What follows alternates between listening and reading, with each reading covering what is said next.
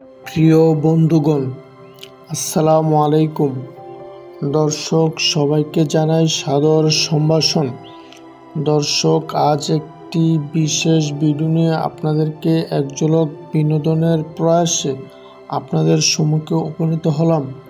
প্রিয় দর্শক, ভিডিওটির মূল বিষয় হলো শালবন বৌদ্ধবিহার। চলুন সামনে এগিয়ে যাই। দর্শক, শালবন বৌদ্ধবিহার বাংলাদেশের প্রাচীনতম সভ্যতার নিদর্শনগুলোর মধ্যে অন্যতম।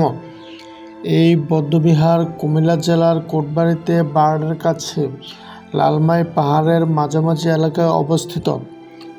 কুমিল্লার ময়নামতিতে খননকৃত সকল নিদর্শনের মধ্যে শালবন বিহার অন্যতম প্রধান। 1875 সালের শেষ দিকে বর্তমান কোটবাড়িতে একটি সড়ক নির্মাণের সময় একটি ইমারত উন্মোচিত হয়। অনুমান করা হয়েছিল এটি একটি দুর্গ বলে।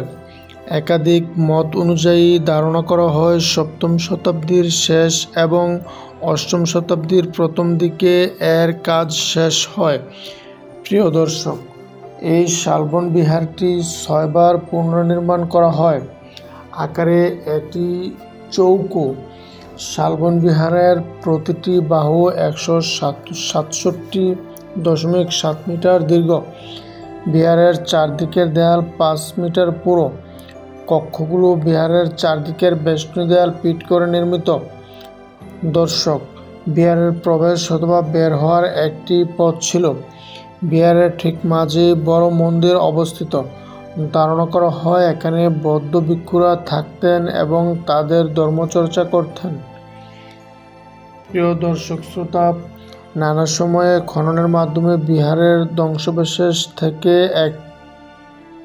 8টি তাম্রলিপি এবং প্রায় 400টি স্বর্ণ ও রৌপ্য মুদ্রা, অসংখ্য পোড়ামাটির ফলক বা টেরাকোটা, সিলমোহর, ব্রোঞ্জ ও মাটির মূর্তি পাওয়া যায়।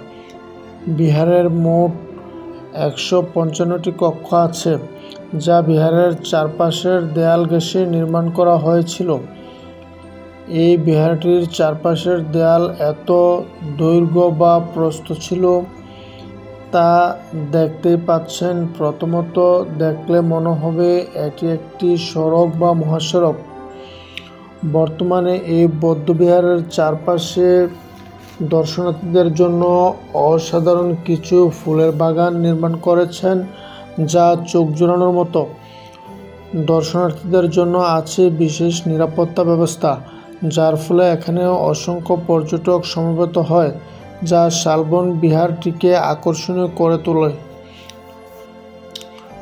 সকলে আসতে পারেন বাংলাদেশের অন্যতম এই জেলা কুমিল্লায়। নিকটতম দর্শনীয় স্থান শালবন বিহারের পাশেই রয়েছে জাদুঘর ও নব শালবন বৌদ্ধবিহার। কোটবাড়িতে রয়েছে রূপবান মুড়া, ইটাখোলা মুড়া, আনন্দ বিহার। এছাড়া আরও যা দেখতে পারেন তার মধ্যে রয়েছে bird magic paradise park, Mainamati war cemetery, Lalmai পাহাড়, ধর্মসাগর দিঘি, কুমিল্লা ক্যান্টনমেন্ট, রূপসাগর নামে একটি পর্যটন কেন্দ্র সহ আরও বেশ কিছু দর্শনীয় স্থান। আর সময় পেলে অবশ্যই কুমিল্লার মনোহরপুরে গিয়ে মাতৃভাণ্ডারের রসমালাইয়ের স্বাদ নেবেন। তো দর্শক, সবাই শেষ পর্যন্ত ভিডিওটি দেখতে থাকেন। আশা করি আপনাদের নিকট অনেক ভালো লাগবে, কারণ হচ্ছে এই প্রাচীনতম নিদর্শন বাংলাদেশের কয়েকটি আছে, তার মধ্যে অন্যতম হচ্ছে কুমিল্লার এই নিদর্শনটি।